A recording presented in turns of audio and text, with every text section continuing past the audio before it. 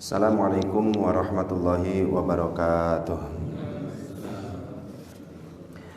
Bismillah, alhamdulillah, wassalatu wassalamu ala rasulillah Sayyidina wa habibina wa syafi'ina wa maulana Muhammadin sallallahu alaihi wasallam abdi abdillah wa ala alihi wa sahbihi wa mawalah wa la hawla wa la quwata illa billah amma ba'du. Wa qala fi du'a rabbi israh li sadri wa yassir li amri wahlul 'uqdatam min lisani yafqahu qawli. Allahumma sakhkhir lana lisana sidqi waj'alhu mahallal fahmi lil khitab wa nutqa bis shawab wal amala bis sunnati wal kitab. Allahumma iftah alaina futuhal arifina bi hikmatika wansur alaina rahmataka wa zakirna ma nasina ya dzal jalali wal ikram walhamdulillahi rabbil alamin. Ala niyatil ala hadhihi niyatil hasanah wastajib do'ana ya Allah bihaqqi suratil Fatihah. A'udzu billahi minasyaitonir rajim. Bismillahirrahmanirrahim. Alhamdulillahi rabbil alamin. Arrahmanir rahim. Maliki yaumiddin. Iyyaka na'budu wa iyyaka nasta'in. Ihdinas siratal mustaqim. Siratal ladzina an'amta 'alaihim ghairil maghdubi 'alaihim waladdallin.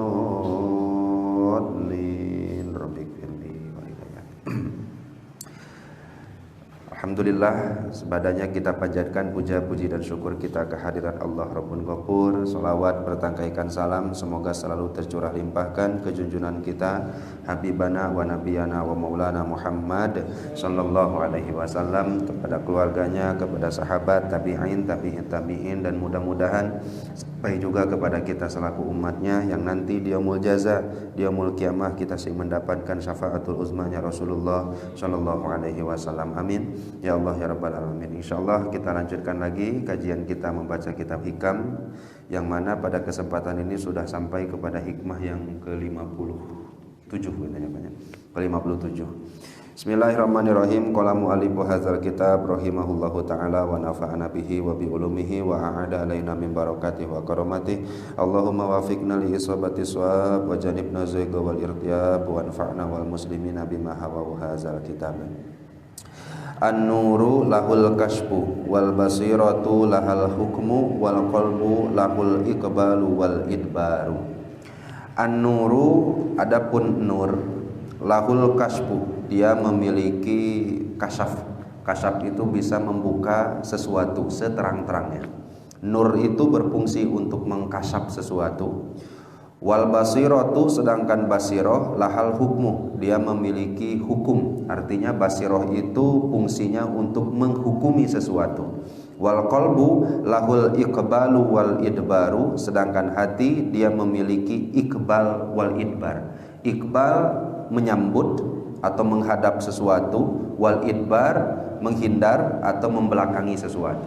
Jadi secara fungsi hati itu untuk menghadap terhadap sesuatu atau mengerjakan sesuatu, atau hati ini berfungsi untuk menghindarkan diri dari sesuatu. Itu terjemah secara bebasnya ya Pak ya. Jadi nur fungsinya untuk mengkasyaf, membuka terang sesuatu. Basiro fungsinya untuk memberikan hukum kepastian, sedangkan hati untuk mengambil atau menghindar. Iqbal menghadap, idbar menjauhi, membelakangi. Nah, itu fungsi-fungsi tiga perkara yang Allah Subhanahu wa taala simpan di dalam hati kita. Tapi sebelum kita lanjut lagi, karena bahasan nur masih berlanjut sampai ini penginten terakhir Pak. Insyaallah yang kedepannya, hikmah kedepannya sudah ganti bahasan. Kita sudah paham ya Bu ya Pak ya, bahwa nur itu kemarin disebutnya jundun atau junudullah, bisa disebut dengan tentaranya Allah. Bahkan nur itu bisa disebut dengan matoyal qulub wal asror, tunggangannya hati dan sir. Itu sudah kita bahas sebelumnya. Sehingga di sini disebutkan bahwa nur itu ternyata masih punya fungsi yang lain Pak. Nur itu sebagai kasyaf. Kasyaf itu membuka terang sesuatu, yang kalau diartikan atau diilustrasikan, wa misalu zalika rajulun dakhala baitan, ada orang laki-laki, seseorang masuk satu rumah anu poekna luar biasa, Sehingga di dalam rumah itu ternyata fihi aqarib wa hayyat wa fihi sabaiku dzahabin wa fiddah. Namun di dalam rumah itu ternyata yang rumah gelap gulita itu ada kalajengkingnya, ada ularnya, bahkan ada peti emas dan peraknya yang dia sudah tidak bisa lihat, dia nggak tahu mana yang harus diambil kan, mana yang bagus, mana yang baik untuknya, mana yang madarat untuknya. Sehingga datanglah lampu atau caanglah lampu atau bawa obor dan lain-lainnya, bawa senter dan lain-lainnya, sehingga yang madarat dia tahu, oh iya orai, oh iya kalajengking, yang manfaat dia tahu, oh iya emas, oh iya perak. Nah, salah satu fungsinya dari nur itu adalah menjelaskan sesuatu. Seperti orang yang ada di dalam satu rumah, rumahnya gelap gulita, nggak nampak mana yang manfaat bagi dirinya, nggak nampak mana yang madarat bagi dirinya, didatangkan nur, barulah kelihatannya, Pak. Nah, seperti itulah nur yang Allah berikan ke dalam hati kita ini. Tadinya mah nggak tahu bahwa maksiat itu pahit, nggak tahu bahwa taat itu manis. Tapi semenjak adanya nur itu mulai terasa, maksiat itu ternyata pahit rasanya, tapi taat itu rasanya adalah manis. Nah, nur itu bisa menjelaskan atau menerangkan sesuatu yang tadinya nampak tidak nampak sama sekali, atau bahkan kabur, tidak terlihat sama sekali. Maka dengan adanya nur itu sesuatu bisa menjadi tampak. Nah, kita tahu apa bedanya al-farqu bainal basar wal basiroh. Tadi ada kata-kata basiroh. Basiroh itu kan sering kita artikan dengan mata hati ya, Pak ya. Basiroh mata hati, basar artinya mata biasa ini. Mata biasa ini kalau melihat, Pak, butuh apa? Kalau sehat lah, cahaya ya, Pak. Jadi sehebat apapun mata Bapak, mau pakai alat ataupun tidak, sehat ataupun tidak, kalau tidak ada cahayanya nggak bisa lihat. Beres ya, Pak? Kalau nggak ada cahayanya pasti tidak bisa melihat. Sehingga mata kita ini bisa melihat kalau ada cahayanya. Itu pun kalau sehat. Nah, anggapannya basiroh ini apa? Basiroh ini adalah mata hati. Jadi kalau di kitab-kitab lain itu annal qalba lahu uzunun lahu ainun, hati itu punya telinga, hati itu punya lisan, hati itu punya mata dan lain-lainnya. Yang kalau tidak ada cahayanya, maka mata hati sesehat apapun, sebagus apapun, tetap tidak bisa melihat apa-apa. Nah, sehingga basiroh yang ada di dalam hati ini tetap butuh nur. Jadi nur tadi buat apa? Bikin terang. Basiroh buat apa? Menghukumi. Menghukumi apa? Mengambil keputusan. Oh, ini yang jelek, ini yang bagus, ini yang manfaat, ini yang madarat. Nah, sehingga kalau beres dari basiroh setelah dihukumi mana yang manfaatnya, mana yang madarat, mana yang baiknya, mana yang buruknya, tinggallah terakhir tugas hati. Mau dikerjakan yang baik atau ngerjakan yang buruk. Tetapi kalau sudah didasari dengan nur, pasti hati akan mengambil yang baik. Sampai sini bisa dipahami, Pak. Nah, sehingga ini fungsinya satu persatu. Nur tugasnya untuk mengkasyaf. Kemarin kita sudah sampai apa ya? Ada nur apa aja, Pak? Disilap deh.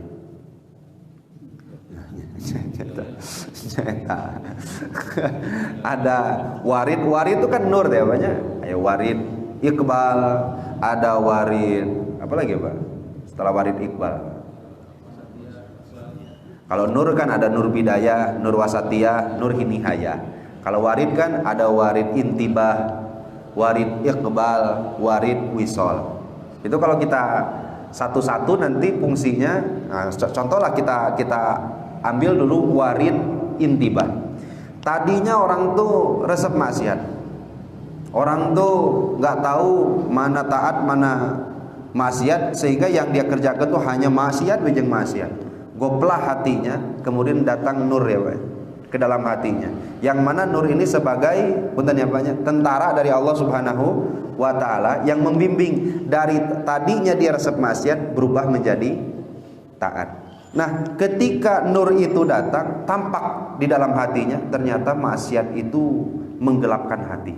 Sedangkan taat itu bisa menerangi hati. Kelihatan jadinya banyak dengan nur tadi, sehingga jadi kasab dia tuh. Terlihat mana yang baik, mana yang buruk. Kemudian basirohnya yang tadi itu tidak ada nurnya, kemudian menghukumi. Oh, ternyata maksiat ini baik, maksiat ini buruk, taat ini baik.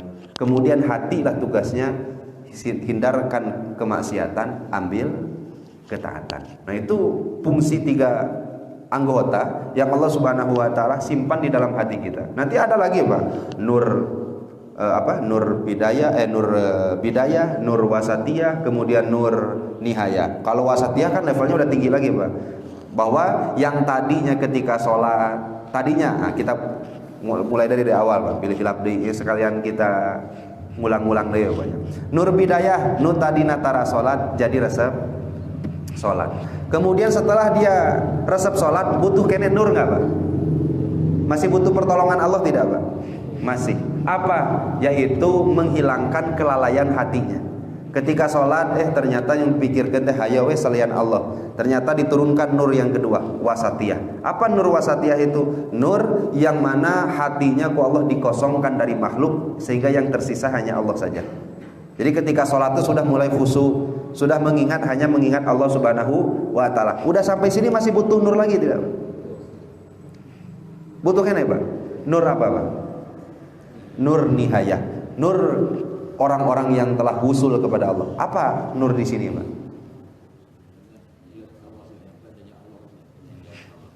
Kalau tadi di sini dia dari maksiat jadi taat. Setelah dia taat, kemudian jadi hilang segala sesuatu di hatinya, tersisa hanya Allah. Kemudian kalau sudah ketiga nanti apa, Pak, fungsi nurnya? Hilang semua, bahkan dirinya sendiri, yang ada hanyalah karunia Allah Subhanahu wa taala. Hanya Allah Subhanahu wa taala. Kalau kita nggak ngobrolkan yang itu ya, Pak, ya, karena level kita masih di mana ini. Jadi kadang bingung, kumaha maksudnya nur nihayah itu. Karena memang kita nggak tahu rasanya di makom seperti itu bagaimana gitu, Pak. Nah, sehingga nur itu jadinya apa tuh? Untuk menerangi sesuatu, membuat sesuatu yang tadinya tidak jelas menjadi jelas. Itu fungsi dari nur. Nah, setelah jelas dihukumilah oleh basiroh. Makanya kan ada Daud dan Kanjeng Rasul banyak. Kalau kamu ragu terhadap sesuatu, maka ikuti apa, Pak? Kata hatimu. Yang dimaksud kata hatimu itu yang mana, Pak? Ikuti hati kita, penglihatan basiroh kita. Yang mana basiroh ini pasti bisa menghukumi sesuatu yang baik jadi baik, yang buruk pasti buruk. Nggak mungkin basiroh ini membohongi, Pak. Yang baik ditilai jadi buruk, yang buruk ditilai jadi baik. Nggak akan mungkin. Karena basiroh ini salah satu perangkat yang Allah berikan di dalam hati, yang bisa menghukumi sesuatu buruk ya buruk, yang baik ya baik. Nah, setelah itu barulah hati mengambil keputusan, yang baik dikerjakan, yang buruk ditinggalkan. Sampai sini bisa dipahami. Jadi runtuyan kayak gitu, Pak. Nur bikin terang, diambil hukumnya, keputusannya oleh basiro, setelah itu dieksekusi oleh hati. Hati menyuruh seluruh anggota badan untuk mulai mengerjakan. Nah, sampai sini bisa dipahami. Jadi kalau dipanjang-panjang, nah memang segitu. Nah, jadi kalau kita runtutkan lagi, Pak, bahwa perlu nggak jadinya kita terhadap nur ini, Pak? Perlu sekali, ya, Pak. Perlu sekali, sehingga ya kita berdoa, kemudian seraya mengerjakan apa-apa yang telah kita bahas sebelumnya, bahwa nur ini nggak mungkin ujuk-ujuk datang terhadap diri kita sendiri, nggak mungkin datang kepada diri kita tanpa adanya kita melakukan amal ibadah atau bahkan mengistiqomahkan amal ibadah, suatu amal ibadah yang itu mengundang nur itu datang ke dalam diri kita ini. Nah, sehingga salah satu hal yang perlu kita lazimkan yaitu ini, Pak, seperti talabul ilmi ini, Pak. Karena ada juga ulama yang mengatakan bahwa nur itu ternyata ilmu, Pak. Selain dari karunia dari Allah, ternyata nur itu adalah ilmu laduni atau ilmu yang langsung diberikan oleh Allah Subhanahu wa taala. Dan ilmu laduni ini dia diperoleh gimana caranya? Pernah saya bahas, Pak, bahwa ilmu laduni itu adalah ilmu yang langsung diberikan oleh Allah Subhanahu wa taala kepada hambanya tanpa pelantara, dan hambanya hanyalah orang-orang yang terpilih. Dan cara untuk mendapatkan ilmu laduni ini, walaupun nanti kita sudah lakukan caranya tapi terdatang-datang wainya, karena memang ini bimasyiatillah, ya, Pak, ya. Ini hanya pilihan Allah Subhanahu wa taala. Caranya menurut Kanjeng Rasul disampaikan dalam sabdanya, kalau kamu nggak tahu, ngaji ke orang yang tahu.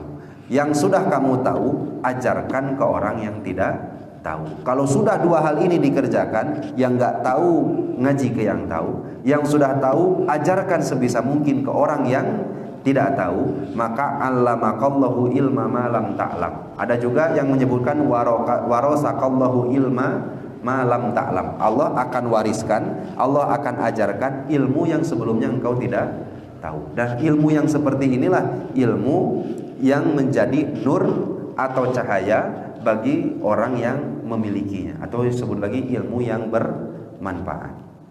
Nah, jadi ada satu keterangan Pak, disampaikan oleh Imam Abu Hamid Al-Ghazali. Jadi kalau Bapak nanti pingin punya kitab tapi rada-rada bagus dan menurut saya itu kitab yang harus dimiliki oleh Bapak, apalagi kalau Bapak resep karena ilmu tasawuf, kitabnya namanya Ayyuhal Walad. Nah, kitab Ayyuhal Walad ini udah ada terjemahnya. Nggak tahu tadi Play Store nggak tahu ada terjemah, nggak tahu enggak. Jadi Ayyuhal Walad itu satu kitab yang dikarang oleh Imam Abu Hamid Al-Ghazali yang diperuntukkan untuk muridnya. Yang muridnya ini minta kepada Imam Abu Hamid Al-Ghazali diberikan beberapa nasihat, yang nasihat itu menjadi pelantara dia selamat dunia dan akhirat. Kitabnya tipis, seberapa lembaran? 20 lembaran, 20 sampai 25 lembaran. Itu dalam salah satu makolahnya Imam Abu Hamid Al-Ghazali itu mengajarkan bahwa al-ilmu bila amalin junun.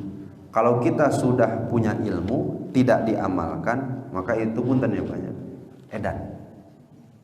Jadi kalau sudah belajar ilmu kemudian tidak diamalkan, maka itu seperti orang gila. Kenapa seperti orang gila? Itu ada sebelumnya contohnya kayak gini, Pak. Ini Pak, nanti poin penting yang kita akan bahas ke hikmah ini, yaitu kalau ada orang punya pedang, dia 10 pegang pedang, kemudian datang singa mau menyerang dia. Kira-kira agar dia selamat gunain pedangnya atau antepkeun wae, Pak? Pakai ya, Pak. Nggak bisa kan kita ngomong ke pedangnya, pangalawankeun singa antepkeun. Apakah selamat atau tidak? Ya nggak akan kayak gitu. Nah, itu permisalan kebodohan orang yang berilmu tapi tidak diamalkan. Nah, sehingga ilmu yang nanti bisa mendatangkan nur, ilmu yang nanti bisa dihukumi oleh basiro sehingga diambil keputusannya oleh hati, yaitulah ilmu yang bermanfaat, ilmu yang setelah kita kaji langsung kita amalkan. Jadi apapun yang kita kaji, makanya ada juga nama ulama Imam Nawawi. Imam Nawawi ini karang satu kitab namanya Azkar Nawawi. Bapak kira-kira dari sekian lama hidup udah berapa kali mendengar hadis, Pak? Hadis Rasul. Dari Bapak mulai umur balik sampai sekarang kira-kira udah nyampe 1000 hadis, Pak? Wah, sok gitu. Ya taruhlah kita sudah dengarkan 1000 hadis. Dari 1000 hadis itu yang diamalkan udah berapa, Pak? Wah, ya. Ini yang bikin putus asa katanya, Pak. Ternyata kata Imam Nawawi, setiap kita belajar satu hadis, kalau bisa imkan amalkan langsung. Walaupun setelah itu nanti nggak diamalkan. Artinya minimal setelah kita tahu hadis itu, kita amalkan satu kali. Setelah itu ya bagusnya istiqomah, mun bisa ya istiqomah. Tapi dengan sudah diamalkan satu kali itu sudah menggugurkan hak dari hadis tersebut. Jadi salah satu hal yang dimiliki dalam ilmu hadis itu atau dalam ilmu itu, ketika dia didengar maka harus langsung diamalkan. Nah, diamalkannya kapan? Haknya itu minimal diamalkan itu satu kali. Dari bagus nama istiqomah, tapi kan untuk istiqomah hesena luar biasanya, Pak. Nah, sehingga kalau ilmu tanpa diamalkan seperti orang yang gila. Nah, sekarang gimana kalau beramal tanpa berilmu, Pak? Enak kalau berilmu tanpa amal, itu udah kayak orang gila, seperti orang punya pedang tapi nggak digunakan, atau orang tahu dia lagi sakit tapi obatnya ada tapi nggak diminum, ya kan jadi kayak orang punten ya, Pak, orang junun, kayak orang majnun. Nah, sekarang gimana? Ya udah ilmunya mah kita tinggalkan, amal we langsung. Yang seperti itu kata Imam Abu Hamid Al-Ghazali disebutnya al-amal bila ilmin layakun, nggak akan pernah jadi amalnya. Artinya terhitung sebagai amal yang hanya sia-sia saja. Nah sehingga salah satu yang bisa mendatangkan nur ini qola ba'duhum ya Pak, sebahagian ulama. Jadi kalau kita sebut kemarin nur ini adalah cahaya yang Allah simpan ke dalam hatinya seorang mukminin, ada lagi ulama yang mengatakan bahwa cahaya atau warid atau nur ini adalah ilmu yang Allah simpan kepada hati seorang mukminin, yang dengan ilmu tadi seorang asalnya tidak tahu, asalnya gelap menjadi terang. Setelah terang dihukumi oleh basiro, kemudian dieksekusi oleh hati. Sampai sini bisa dipahami. Itu penginten kesimpulan dari hikmah yang ke-57 ini. Nah, ada di panjang-panjang ya sakit tuh gitu nah. Balik kumaha deh. Penginten ada penambahan atau pertanyaan mangga Pak?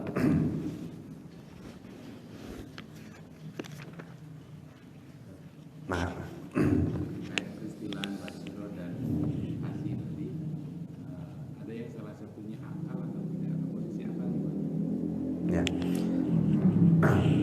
Apa yang bisa membedakan antara basiro, kemudian hati atau kolbun ya Pak ya, kemudian akal atau nafsu? Memang semuanya kesatuannya adalah batin kita.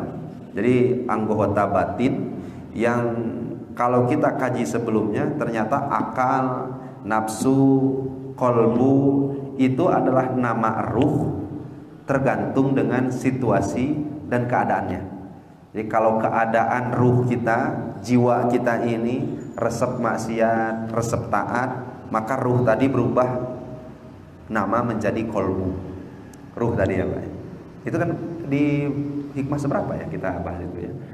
Kalau 55 ya Pak.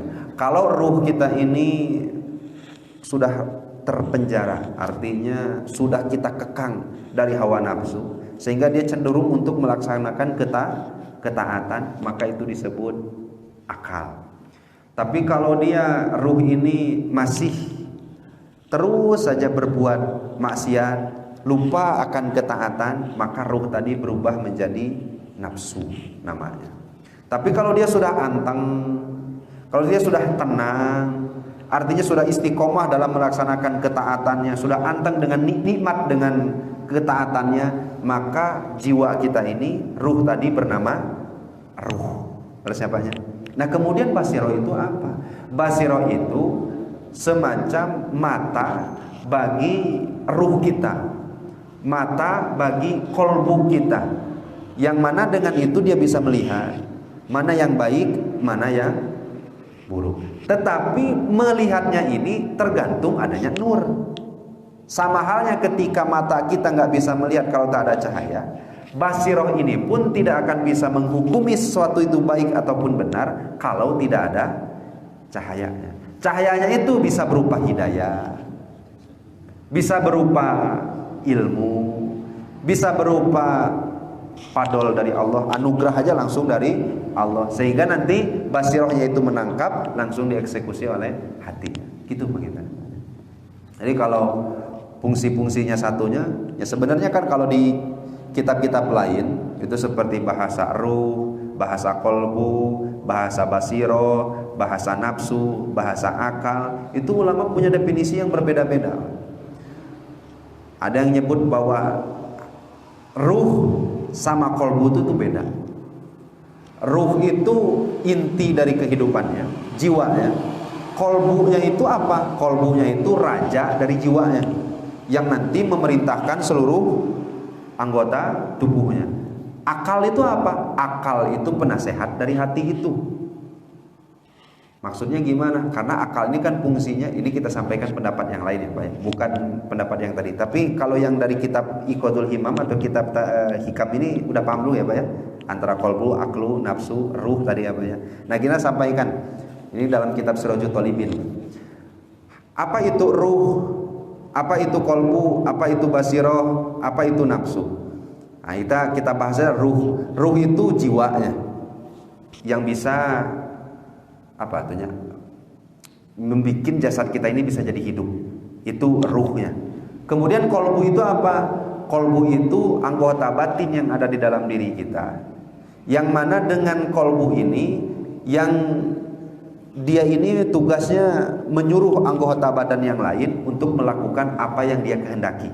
Itu hati, kolbu ya Pak ya. Bukan yang ada di jantung, tetapi sifatnya lebih ke batin. Nurun latifiyun, nur yang lembut yang Allah simpan di dalam hati kita. Jadi bukan hati yang sama seperti hewan yang lain, bukan yang itu. Itu hati yang fungsinya nanti ini memerintahkan seluruh anggota badan. Kemudian dapat dari mana perintahnya? Dari dua, dari akal, dari nafsu. Kalau akal tugasnya apa?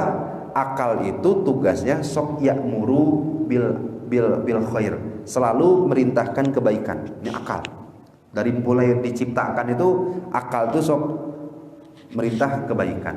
Dan satu lagi yang menjadi penasehat hati adalah nafsu. Kalau nafsu apa? Ini sok merintah keburukan. Kita sambungkan lagi dengan yang kemarin.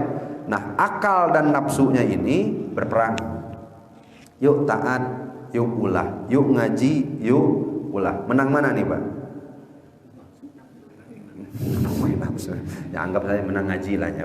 Menang lah akal kita. Sampaikan ke dalam hati, hati perintahkan jasad untuk ngaji. Nah itu fungsinya masing-masing. Tetapi kalau menurut kitab hikam yang kemarin nggak gitu Pak. Kata Iqadul Himam, kata Imam Ibnu Ajibah, kolbu, nafsu, aklu, ruh itu kene. Terus bedanya apa?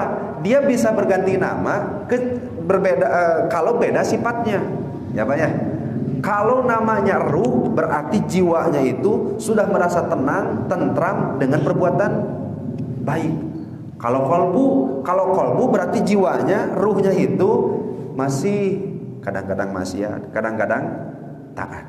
Kalau aklu atau aklan, maka ruhnya itu sudah condong berbuat kebaikan, minim sekali berbuat maksiat. Kalau nafsu jiwanya itu, maka jiwanya itu sering melakukan perbuatan maksiat. Nah itulah menurut beberapa ulama. Jadi yang mana kita ambil? Nah, yang paling paham aja. Jadi jangan sampai puyeng juga ya Pak ya. Tapi dari segi fungsinya gitu Pak. Basirah untuk menghukumi, melihat, menghukumi. Kolbu untuk mengeksekusi. Kemudian aklu, nah ini untuk menuntun, menasehati si hati agar senantiasa berbuat kebaikan. Nafsu menasehati hati, ngajak hati untuk berbuat keburukan. Syahwat naon deui? Syahwat keinginan yang ada di dalam diri. Hawa nafsu, nah hawa nafsu itu keinginan buruk yang berasal dari diri kita. Jadi ada syahwat, ada hawa nafsu, ada nafsu, banyak yang banyak. Yang mana bagian batin kita masih puyeng sendiri kan kita. Istilah-istilahnya dari syahwat, nafsu, hawa nafsu dan lain-lain. Nah gitu Pak, kita check up ini Pak. Ada lagi Pak, terapi check up.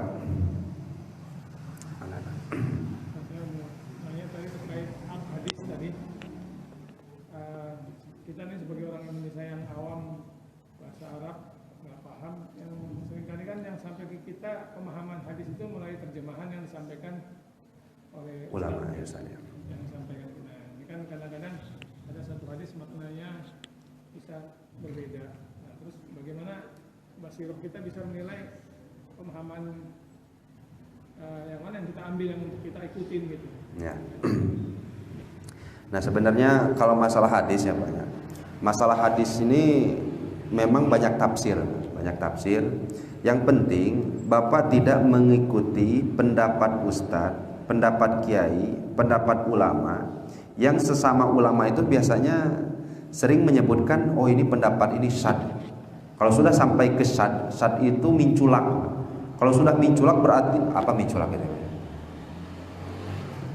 Apa Pak? Minculak. Tahu mengerti ya Pak minculak Pak? Minculak itu beda sendiri dengan jumhur yang lainnya. Contoh kayak gini lah. Ulama lain tuh menghukumi haram, menghukumi makruh, dia halal. Minculak mah pisan ya Pak. Kalau ulama jumhur haram, kemudian yang satu lagi makruh, ini masih masih apa ya? Masih di ranah ikhtilaf yang diperkenankan. Kenapa? Karena nggak jauh, Pak. Dari haram pasti ke makruh. Gak mungkin kan ada ikhtilaf haram makruh. Ulama jumhur udah haram sama makruh, lu ini hiji halal itu. Nah ini satnya kayak gini. Saya kasih contoh kayak gini, Pak. Ada nama ulama, nama itu Imam Abu Dawud Ad-Dohiri. Kenapa disebut dohir? Karena dia berpegang teguh tekstual, dohiri. Kalau madhab Syafi'i, rukun nikah itu 5. 2 syahid, 2 saksi. Yang ketiga harus ada si laki-lakinya. Yang keempat harus ada walinya. Yang kelima harus ada maharnya. 5 ya Pak ya. 2 saksi, kemudian perempuan nanti walinya, dan perempuannya mah nggak wajib ada. Maksudnya nggak wajib ada di tempat. Walinya, kemudian laki-lakinya, kelima maharnya. Menurut madhab Maliki itu ini bila lepatnya banyak, tetapi insya Allah di antara ini boleh nikah tanpa saksi, tapi asal ada wali. Nggak asal ada wali. Ngan setelah nikah nanti kasih tahu ke orang lain. Asal gitu ya Pak ya. Nah menurut madhab Imam Abu Dawud Ad-Dohiri, nikah tuh boleh tanpa wali, tanpa saksi. Jauh tuh kira-kira Pak? Jauh ya. Kalau Imam Maliki itu yang saksinya yang nggak ada, tapi walinya mah tetap ada. Dan setelahnya pun tetap kasih tahu ke orang lain. Artinya walimahan gitu. Walimah itu kan artinya resepsi yang tujuannya itu untuk orang lain tahu ini udah nikah. Tapi kalau Imam Abu Dawud Ad-Dohiri, ada laki-laki nikah ke perempuan, dia sebutkan ijabnya dari laki-laki, dikabul sama perempuannya, itu jadi. Kira-kira sah atau tidak? Lain sadde itu.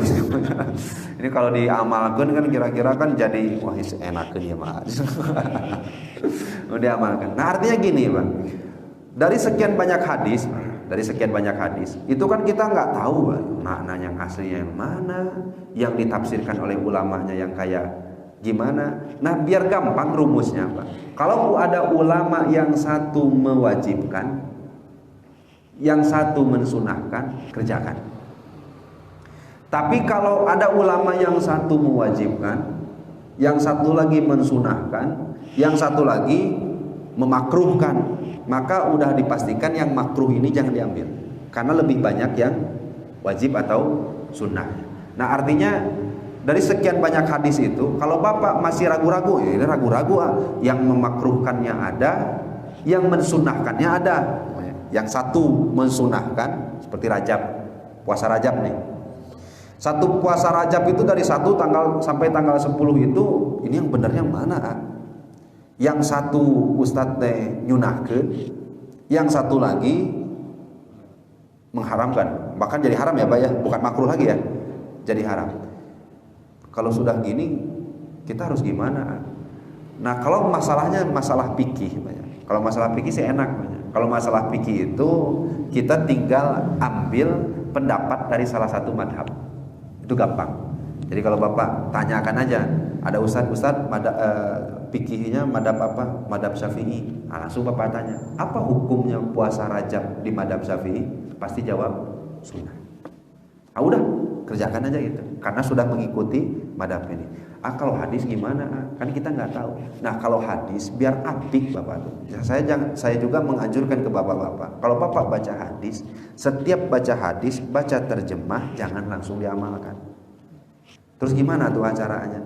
Beli kitab hadis, beli kitab tafsir hadisnya. Kalau nggak bisa beli kitab tafsir hadisnya, beli kitab hadisnya. Setelah mau diamalkan, tanyakan dulu ke guru masing-masing. Pak, itu benar tuh maksudnya seperti ini. Itu yang lebih apik.